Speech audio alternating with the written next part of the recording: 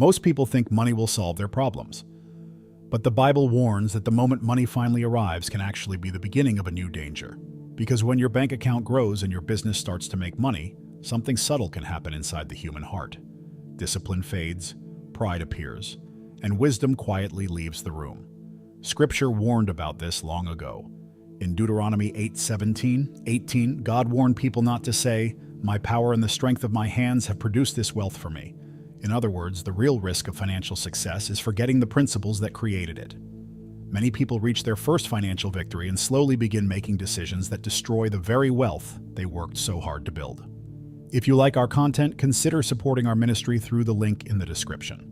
So in this video, we're going to break down the biblical way to handle your first $100K, the silent mistakes that start eating your money, and the principles that allow your money, your business, and your investments to grow with wisdom instead of pride. The dangerous moment. When money finally arrives, there is a moment in a person's financial journey that looks like victory on the outside but can quietly become a spiritual test on the inside. It is the moment when money finally appears in the account after years of discipline, sacrifice, and restraint. Suddenly, the numbers look different. The bank balance feels heavier, and without realizing it, the heart begins to whisper a subtle message. You made it.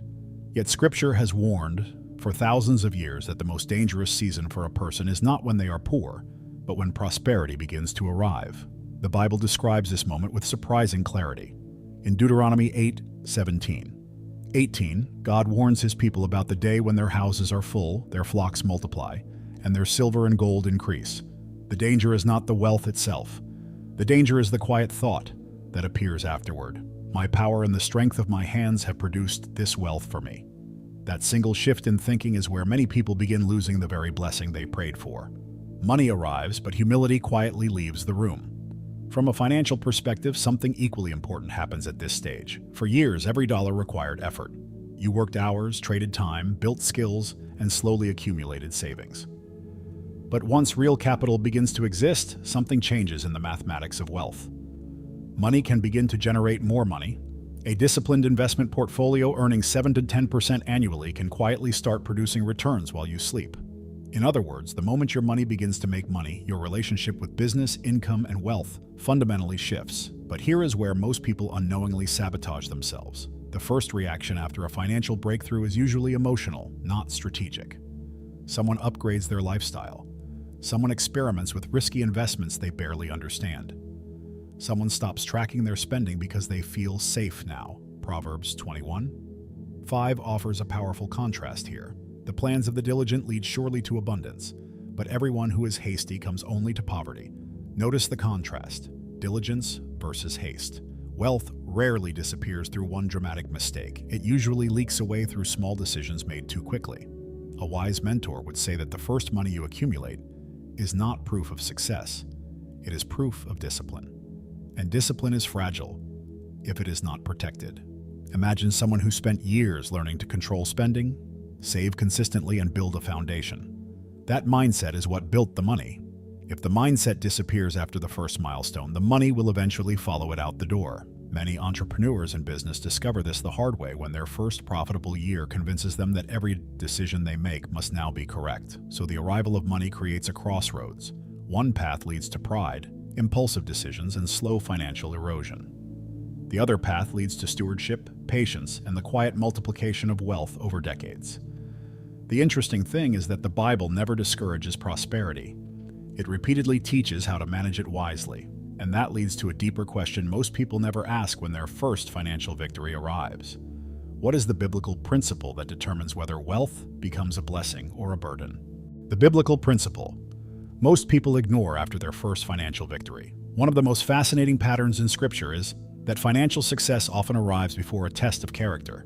It's almost as if God allows a person to experience increase so that their heart can be revealed. Many people believe the real test of faith happens during seasons of lack. But the Bible repeatedly shows the opposite. The real test often begins when money, business opportunities, and influence finally start to grow. Prosperity doesn't create character. It exposes the character that was already there. King Solomon understood this principle deeply. In Proverbs 30:8-9, a prayer appears that sounds strange to modern ears. Give me neither poverty nor riches, but give me only my daily bread. Otherwise, I may have too much and disown you and say, 'Who is the Lord?'" Notice the concern. The danger wasn't poverty. The danger was abundance, without humility. When money begins to multiply, many people quietly replace dependence on God with dependence on their own intelligence, their business instincts, or their financial success. From a practical financial standpoint, this is exactly where people begin making their most expensive mistakes. After their first real financial win, many individuals suddenly believe they have mastered the system. Someone who made money once in business begins assuming every idea will work. Someone who picked one good investment suddenly believes they can outsmart the market. This is why Proverbs 16:18 delivers such a sharp warning. Pride goes before destruction, and a haughty spirit before a fall. Pride is rarely loud. It often appears as quiet overconfidence. In the modern financial world, you can see this pattern everywhere. An entrepreneur builds a profitable business and immediately starts expanding too quickly. An investor experiences a few winning trades and begins chasing risky opportunities. A professional receives a promotion and slowly allows lifestyle inflation to consume the extra income. Instead of allowing money to quietly build more money through disciplined investing, they turn wealth into a series of emotional decisions. The tragedy is that the very habits that created their first success are slowly abandoned. Wise financial thinkers have always emphasized the same principle. The habits that built the first $100,000 are the same habits that build the first million. Consistency in saving, disciplined investing, and long-term thinking remain the foundation. For example, many investors who quietly accumulate wealth simply invest in diversified index funds like VTI or S&P 500 funds, reinvest dividends, and continue contributing month after month. It's not flashy. It doesn't impress people at dinner conversations. But over decades, the mathematics of compounding quietly transforms ordinary discipline into extraordinary wealth. The deeper biblical insight is that wealth was never meant to replace wisdom. In fact, wealth without wisdom becomes fragile very quickly. Proverbs repeatedly connects financial stability to humility, patience, and disciplined thinking. And when someone understands this principle, their relationship with money begins to change. Instead of chasing faster gains or riskier opportunities, they begin protecting something far more valuable than their bank account, the mindset that created the wealth in the first place. And once that mindset is protected, another challenge quietly begins to appear. The silent enemies that start eating your money. Most people imagine that money disappears through dramatic mistakes, a failed business, a market crash, or a bad investment that collapses overnight. But in reality, wealth rarely disappears that way. It usually fades quietly, slowly, almost invisibly. The Bible describes this pattern with remarkable clarity in Proverbs 13:11. Wealth gained hastily will dwindle, but whoever gathers little by little will increase it. Notice the language. Wealth doesn't explode and vanish. It dwindles. It erodes over time while the person hardly notices. One of the first silent enemies is something economists call inflation. Inflation is not loud. It doesn't send warnings. It simply reduces the purchasing power of money every single year. If someone keeps $100,000 sitting in a low-interest account earning almost nothing, inflation quietly eats away its real value. Over a decade, that money might still show $100,000 on the screen, but its actual buying power could be dramatically smaller. This is why wise investors allow their money to work through assets like diversified stock funds, businesses, or income-producing investments. Another enemy is lifestyle expansion, something surprisingly common after a financial milestone: a slightly nicer apartment, a newer car, more frequent dining out. Nothing extreme, nothing reckless, just small upgrades that slowly become permanent expenses. Ecclesiastes 5:10 captures this perfectly. Whoever loves money never has enough. Whoever loves wealth is never satisfied with their income. The more someone earns, the easier it becomes for spending to grow right alongside it. Before long, the extra income that could have built long-term wealth is quietly absorbed by daily living. A third enemy hides inside the human mind: emotional investing. Financial markets move up and down constantly, and people naturally react to those movements. When prices rise, excitement grows. When prices fall, fear appears. Investors buy when things feel safe and sell when things feel dangerous, often doing the exact opposite of what mathematics would recommend. This is why many disciplined investors simply automate their investing into broad market funds like the S&P 500 or total market ETFs, allowing their money to steadily make money without emotional interference. Then there is the subtle enemy of distraction. When money starts growing, people often begin chasing new opportunities constantly. A friend introduces a new business idea. Someone online promotes a fast way to make money. Another person talks about a once-in-a-lifetime investment opportunity. Instead of allowing proven strategies to compound over time, individuals scatter their capital across too many directions. Proverbs 28:20 warns about this clearly. A faithful person will be richly blessed, but one eager to get rich will not go unpunished. Faithfulness, not speed, is the biblical pattern of financial growth. Understanding these enemies changes the way a wise person approaches money and business. Instead of focusing only on how to make more money, they begin focusing on protecting what they already built. They realize wealth is not just created through opportunity, but through stewardship. And once someone begins thinking this way, an important question naturally emerges. If these are the forces constantly working against financial growth, what is the correct order for handling money so that wealth can grow safely over time? The biblical order for handling money wisely. When most people start earning more money, they immediately begin asking the wrong question. They ask, where should I invest first? But Scripture and financial wisdom suggest a different starting point. The real question is order.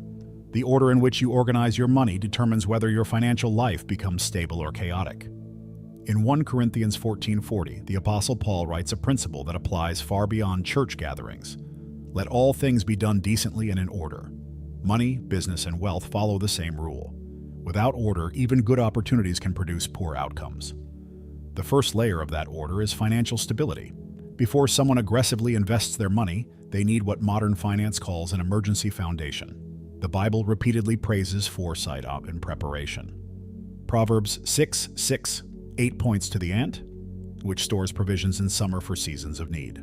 In practical terms, this means keeping several months of living expenses in a liquid account. Today, many financially disciplined individuals use high-yield savings accounts or money market funds so that the money remains accessible while still earning interest. Once stability exists, the next step is eliminating destructive debt. Not all debt is equal, but high-interest debt acts like a silent tax on your future. Credit cards charging 18%, 20%, or even 25% interest make it extremely difficult for money to grow. Paying off that kind of debt is often the highest guaranteed financial return a person can achieve. Proverbs 22:7 warns, the borrower is servant to the lender. Anyone trying to build wealth while carrying heavy interest payments is essentially running uphill with extra weight. After stability and debt control come strategic investing decisions. This is where many people begin allowing their money to quietly make money. A common approach used by disciplined investors is long-term investing in diversified assets such as broad stock market index funds. Funds that track the S&P 500 or total market indexes have historically produced strong, long-term growth while spreading risk across hundreds of businesses. Instead of chasing trends or speculative opportunities, investors allow time and compounding to perform the heavy lifting. Another powerful principle in modern financial planning is using tax-advantaged accounts wisely. In the United States, accounts such as Roth IRAs, retirement plans, and health savings accounts allow investments to grow with significant tax benefits. Over decades, these advantages can dramatically increase the amount of money a person keeps. Wise investors understand that taxes quietly influence wealth just as much as investment returns do. Structuring finances efficiently can mean the difference between average growth and extraordinary long-term accumulation. When these elements begin working together, financial stability, controlled debt, disciplined investing, and wise structure, money stops behaving randomly. It starts following a system. And systems are what allow wealth to grow predictably over time. The fascinating part is that once this order is established, something remarkable begins happening almost automatically. Money slowly transitions from being something you constantly manage into something that quietly begins working on your behalf. The strategy that turns money into a quiet worker. There is a moment in every serious financial journey when a person realizes something powerful. Money can work, not metaphorically, but literally. Just as a person shows up to a job each day to earn income, capital can also generate income when placed in the right environments. The Bible hints at this concept in Ecclesiastes 11:2, which advises, invest in 7 ventures, yes, in 8. You do not know what disaster may come upon the land. Long before modern financial markets existed, Scripture already pointed toward diversification and wise stewardship of resources. When money is invested wisely, it begins producing returns without constant effort from its owner. Businesses generate profits. Stocks represent ownership in companies that grow and expand. Bonds produce income through interest. Real estate produces rent. This is the quiet transition from working for money to allowing money to make money. Over time, the returns generated by investments begin contributing more to wealth than the person's monthly savings alone. This is where compounding transforms financial progress from slow movement into accelerating momentum. One of the simplest strategies used by disciplined investors is broad diversification through index funds. Funds like those that track the S&P 500 or total stock market indexes hold shares in hundreds of companies across different industries. Instead of trying to predict which individual company will succeed, the investor simply participates in the overall growth of the economy. Over decades, businesses expand, productivity increases, and the value of those companies tends to rise along with economic progress. This approach may appear boring, but in finance, boring often wins. Real estate can also play a role in this quiet system of wealth creation. A rental property, for example, allows tenants to contribute to the mortgage while the owner gradually builds equity. Some investors choose more passive exposure through real estate investment trusts, REITs, which distribute income from commercial properties without requiring property management. In both cases, the principle remains the same. Assets produce income, while the owner focuses on other aspects of life, business, or ministry. However, the key to making this strategy work is consistency. Investments grow most powerfully when contributions continue over time. Many successful investors automate their monthly contributions so that a portion of every paycheck flows directly into investment accounts before it can be spent elsewhere. This habit quietly transforms financial discipline into a system. The person no longer relies on motivation or emotion. The process itself carries the work forward. Once someone reaches this stage, something interesting begins to happen. The financial pressure that once dominated their thinking starts to soften. Money is no longer only the result of hours worked. It becomes the product of systems, patience, and stewardship.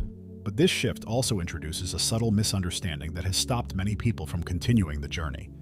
Because when money finally begins working quietly in the background, some people mistakenly believe they have already arrived. And that is where the final lesson begins to reveal itself. Why the first financial victory is only the beginning. One of the most dangerous illusions in the world of money and business is the belief that reaching a financial milestone means the journey is finished. In reality, the first victory with money is usually just the beginning of a much larger process. The Bible consistently reminds people that success must be stewarded carefully. In Luke 16:10, Jesus teaches a powerful principle. Whoever is faithful with little will also be faithful with much. Notice the progression. Financial growth is not simply about accumulation. It is about proving that greater responsibility can be handled wisely. When someone first builds meaningful savings or experiences success in business, it creates a new stage of decision-making. Before that moment, the focus was survival, discipline, and learning basic financial habits. After that moment, the focus shifts towards stewardship, multiplication, and long-term thinking. Money that was once stored now needs direction. Capital that once required constant effort can now begin generating new opportunities. This is why wise investors view their first financial milestone not as a finish line, but as the foundation for everything that follows. History offers countless examples of individuals who misunderstood this transition. Some entrepreneurs built successful businesses but later lost their wealth through careless expansion. Some investors experienced early success and began taking reckless risks. Others simply stopped paying attention to their finances, assuming the money would continue growing automatically.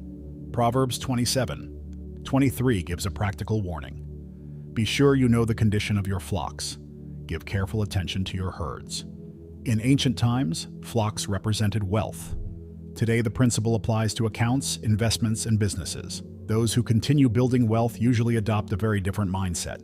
Instead of chasing excitement, they prioritize consistency. Instead of reacting to market noise, they focus on long-term strategy. They keep investing regularly, allow their money to quietly make money through diversified assets, and avoid unnecessary complexity.